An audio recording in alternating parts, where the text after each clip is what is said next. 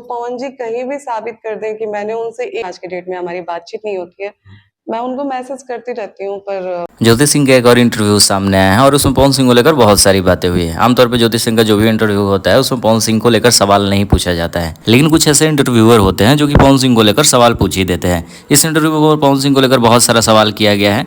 सब चीज़ को देखते हैं, मतलब शॉर्ट में समरी में ही देख लेंगे। सबसे पहला पूछा गया कि पवन सिंह का चुनाव, जब पवन सिंह चुनाव लड़ेंगे तो उस वक्त सपोर्ट करना है या नहीं।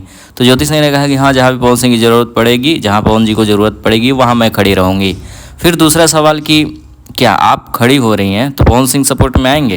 ज्योति सिंह ने कहा कि मैं मैसेज कॉल सब चीज़ करती हूँ, उसके बावजूद भी पवन सिंह उस टाइप में रिस्पॉन्स नहीं दे पाते हैं। इग्नोर टाइप में ये सारी चीज़ें होती है, इस वजह से पवन सिंह से सपोर्ट का उम्मीद तो नहीं है। बाकी काराकाट जिस क्षेत्र से मैं चुनाव लड़ूंगी वहाँ से मुझे पूरा फुल टू यकीन है कि जीत हासिल ज़रूर होगी। पार्टी का टिकट नाम कन्फर्म नहीं हुआ है, लेकिन बहुत जल्द अनाउंसमेंट किया जाएगा।